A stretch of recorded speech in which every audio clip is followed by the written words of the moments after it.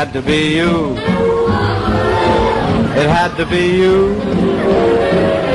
I wandered around and finally found there's somebody who could make me be true, could make me be blue,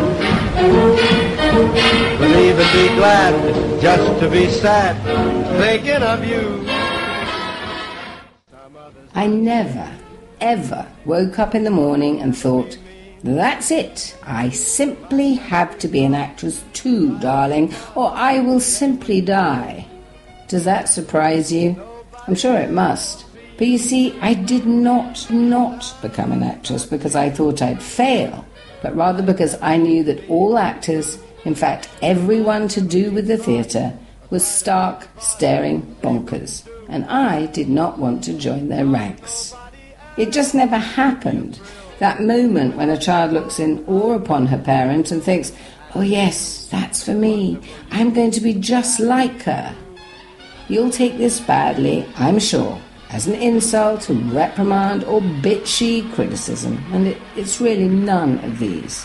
This is not a reflection on you as a mother. You were a brilliant, if unorthodox mother, but it is a comment, a serious comment, on the funny world you were pushed into by your own mother and then chose to inhabit for most of the rest of your life. In fact, most mornings I woke up, even when I was still young enough to need someone to help me get dressed, so that would be till about 3, thinking how much noise there was in my life. This was then always followed by childish confusion, which, looking back, I now interpret as a, how on earth did I end up with all these strange, loud people feeling? There was always a drama, round the clock. Sometimes it was a Fado or Brian Rix farce, sometimes a Cameron Mackintosh musical, sometimes a Hamlet. You were always the lead and the dramatist and the director. I can only suppose now that this was because when you left the stage each night and before you came home in the wee small hours, your make-believe stage world, on which you had been queen since the age of 14, could not be allowed to disappear abruptly just because wretched reality wanted to step in. The only person in that period of my life who was not nutty, usually but certainly not always, was the au pair. This creature was more than likely unable to understand my English toddler talk, and so gave direction in her native whatever tongue, German, Swiss, French.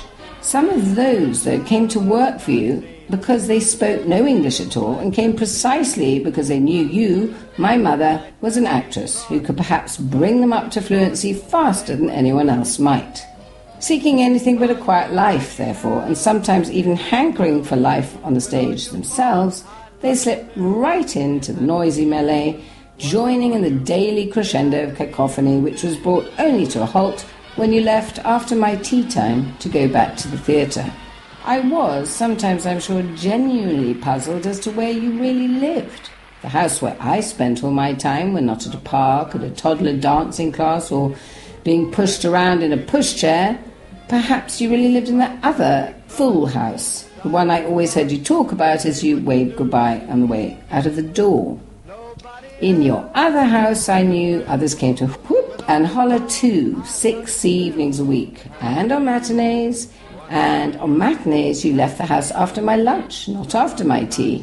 And on those days my father would spend hours in contemplative communion with Art Tatum as his fingers performed acrobatic jazz over the keyboard.